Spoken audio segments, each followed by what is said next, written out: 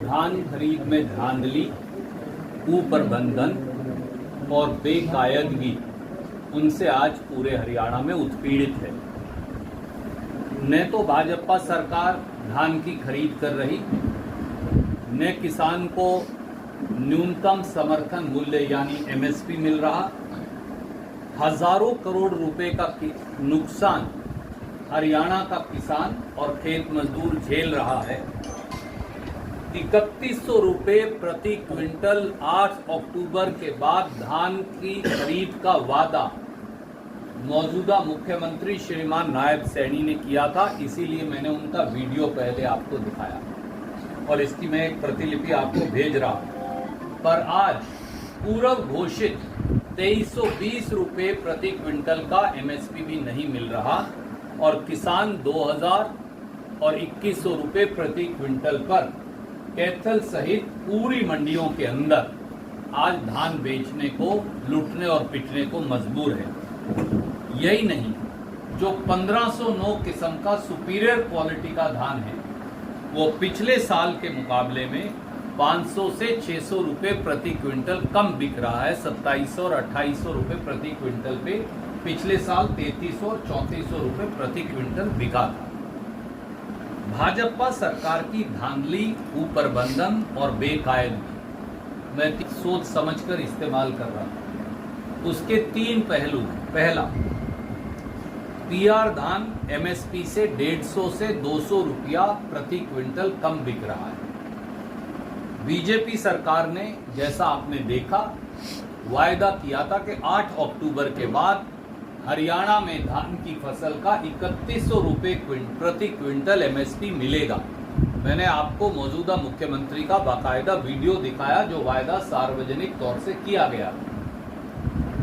पर कैथल सहित पूरे हरियाणा में धान 2100 रुपये से 2200 रुपये प्रति क्विंटल के बीच में बिका है। 50% से ज्यादा धान की फसल बाजार में आ चुकी और बिक चुकी। सबसे ज्यादा नुकसान मोटी परमल किस्म के पीआर धान में हुआ है। किसान हताश है, आड़ती मजबूर है और मजदूर बेजार है, परंतु कोई सुनने वाला नहीं। सरकार चैन की बंसी बजा रही है और मंत्री और मंत्रिमंडल के महकमों की मलाईदार बंटवारे का खेल खेल रही है। क्या श्रीमान नायब सैनी बताएंगे कि 2 सीधे सवाल हैं। नंबर 1, क्या हरियाणा के पीआर उत्पादक किसान को 3100 रुपये प्रति क्विंटल का भाव मिलेगा, जैसा 8 अक्टूबर के बाद देने का बीजेपी ने चुनाव में वादा किया था?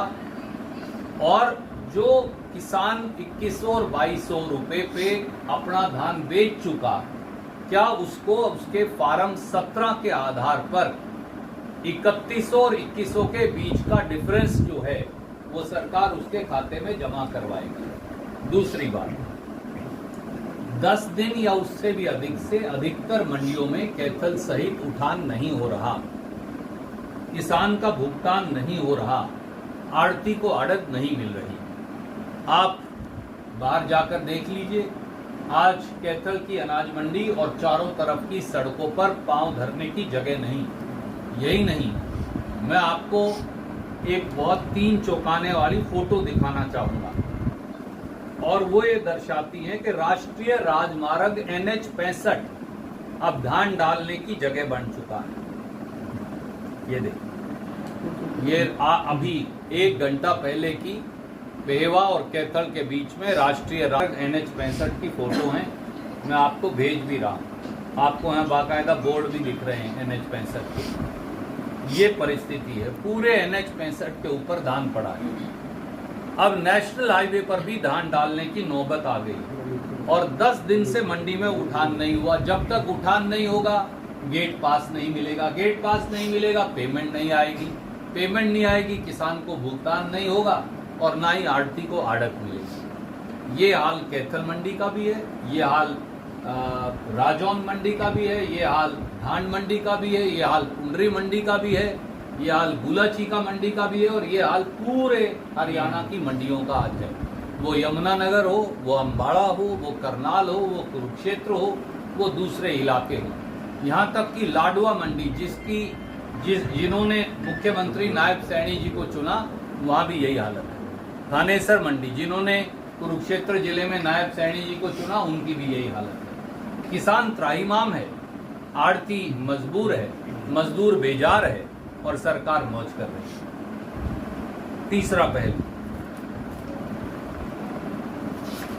और वो है आड़ती पर जो पड़ रही कटौती की मार पिछले सीजन की, और आड़ती को जो आड़त नहीं मिली। पिछला जो सीजन था गेहूं का, उसकी हरियाणा भर में मंडी के आड़तियों पर 150 करोड़ रुपए से अधिक की कटौती की मार पड़ी। अकेले कैथल में 14 करोड़ रुपए की कटौती दामनी से काट ली गई। उसके बाद ये वादा किया गया था कि इस बार चुनाव जीतने के बाद बीजेपी ठीक कर देगी। आज भी 2.5% आड़त को रिस्टोर करने का कोई नामो निशान नहीं है। वही 45 और 46 रुपए पर आड़ती लूट और पिट रहा है। तो एक तरफ फसल का उठान नहीं, दूसरी तरफ फसल डालने की जगह नहीं, और कैथल में तो एक और जागती हो रही है। अगर आप बाहर, अब यहाँ सर पे तो डाल नहीं सकते धान को, आप देख सकते हैं। अगर किसी के पास किसान आ गया आड़ती के पास और उसने सड़क पे डाल ली, तो 3 लाइसेंस कैंसिल कर दिए गए और 15 से अधिक आड़तियों को नोटिस दे दिए गए। सरकार के पास जब जगह ही नहीं धान डालने की, जब नेशनल हाईवे 65 पर भी धान पड़ा है, तो आड़ती का कसूर क्या है उसमें? क्योंकि सरकारी एजेंसियां ना खरीद कर रही, ना उठान कर रही। कसूर सरकार का, सजा आड़ती को। ये एक नया धंधा चला रखा है बीजेपी की सरकार ने। कसूर सरकार का और सजा आड़ती को मिलने लगी। क्यों?